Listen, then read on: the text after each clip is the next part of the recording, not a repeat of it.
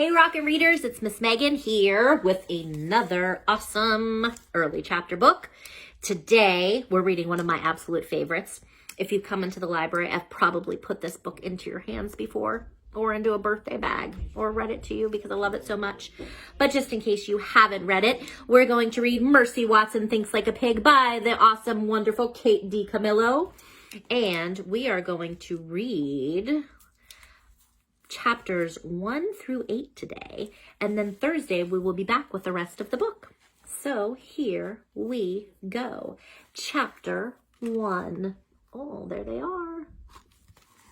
Mr. Watson and Mrs. Watson have a pig named Mercy. Mr. Watson, Mrs. Watson, and Mercy live together in a house at 54 Deckawoo Drive. One day, Mr. Watson and Mrs. Watson and Mercy were sitting on their patio. Mr. Watson and Mrs. Watson and Mercy were drinking lemonade. Mr. Watson said, "Mrs. Watson, this lemonade makes my lips feel puckery." "I put an awful lot of lemons in it," said Mrs. Watson. "Well, that explains it," said Mr. Watson. Mercy slurped some lemonade from her bowl. "Isn't it a beautiful day?" said Mrs. Watson. "Absolutely beautiful," said Mr. Watson, and Mercy grunted. Chapter 2. Next door to the Watsons, Baby Lincoln and Eugenia Lincoln were standing in their front yard. "Baby," said Eugenia, "we live next door to a pig." "Yes, sister," said Baby, "we do. But that does not stop us from living a gracious life," said Eugenia. "It doesn't?" said Baby. Eugenia handed Baby a shovel. "What's this for?" said Baby. "We are going to beautify our yard," said Eugenia. "We are going to plant pansies. You, Baby, will dig, and I, Eugenia, will plant." "Yes, sister," said Baby. "We will lead a gracious life even if it kills us," said Eugenia Lincoln. "Yes, sister." Baby sighed, and she began to dig. Chapter 3. On the Watsons' patio, Mercy put her snout up in the air, and she sniffed. There was a delightful smell coming from next door. Mercy pushed her snout through the hedge, and she looked into the Lincoln sisters' yard. She saw Eugenia Lincoln put a flower in the ground. What was going on? Mercy waited until Eugenia disappeared around the corner, and she pushed through the hedge and trotted into the Lincoln sisters' yard. She sniffed the flower that Eugenia had planted. The flower smelled delicious. Mercy took a bite. It tasted delicious, too. When she'd eaten the whole flower, she looked up and saw another flower, and she ate that one too. Mercy burped and then quickly moved on to flower number 3. Chapter 4. On the other side of the house, Eugenia Lincoln planted her last pansy. "There," said Eugenia. "It looks spectacular, doesn't it?" "It does," said Baby. "I believe I will go around front and admire the overall effect," said Eugenia. Eugenia Lincoln went around front. But there was no overall effect to admire. "Baby!" screamed Eugenia. "Yes, sister," said Baby. "Where have all the flowers gone?" said Eugenia. "Oh dear," said Baby. "They were here just a minute ago." Mercy came around the corner. There was a spring in her step, and there were pansy petals on her chin. "Pig!" shouted Eugenia. "Pig! Pig, pig, pig!"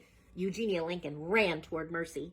Mercy kicked up her heels, and she ran away from Eugenia. Chapter 5. Meanwhile, back on the Watsons' patio, the Watsons were wondering where Mercy had gone. "She was just here a minute ago," said Mrs. Watson. "She can't have gone too far," said Mr. Watson. Mr. Watson and Mrs. Watson went looking for Mercy. "Oh," said Mrs. Watson, "there she is. And look, she's playing a game of tag with Eugenia. They look so happy." "I don't think that sister is playing," said Baby, "and I don't think that sister is happy." "She's not?" said Mr. Watson. "No," said Baby, "she's not. Mercy ate every one of sister's pansies." "She must be hungry," said Mrs. Watson. "Mercy," Mrs. Watson called, "come inside and have a little toast with a great deal of butter on it." Mercy came running. She came running quickly. Mercy loved toast, and she particularly loved toast with a great deal of butter on it. Chapter 6. Baby Lincoln was correct. Eugenia Lincoln was not happy. "I have had it," said Eugenia. "I have been pushed too far." "Oh dear," said Baby.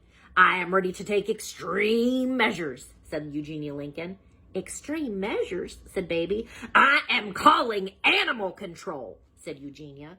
Oh, sister, no, said Baby. Oh, sister, yes, said Eugenia. She got out the phone book and she ran her finger down the page. Please, sister, said Baby. Eugenia stabbed a number with her finger. Here we go, she said. Oh, sister, please think about what you're doing, said Baby. I know exactly what I'm doing, said Eugenia. I am kissing that pig goodbye. Chapter 7. The phone rang at the Animal Control Center. Animal Control Officer Francine Poulette answered. Help you? Said Francine Poulette. Yes, said the voice on the other end of the line. I am calling to report an animal desperately in need of control. Get yourself a rabid dog, said Francine. Well, no, said the voice on the other end. Stray cat? Certainly not, said the voice. Raccoon in your trash? No. Squirrel in your chimney? I think not. Snake in your toilet? I beg your pardon.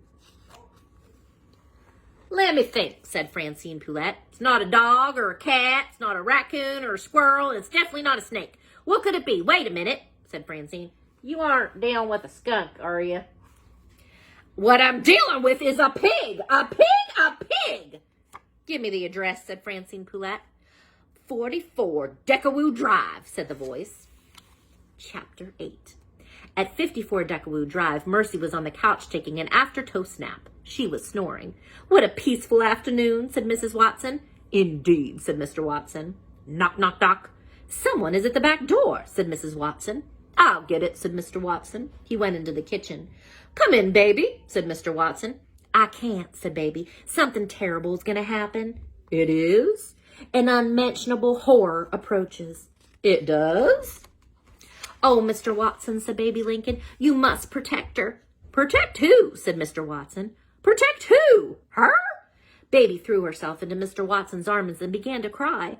There, there, said Mr. Watson.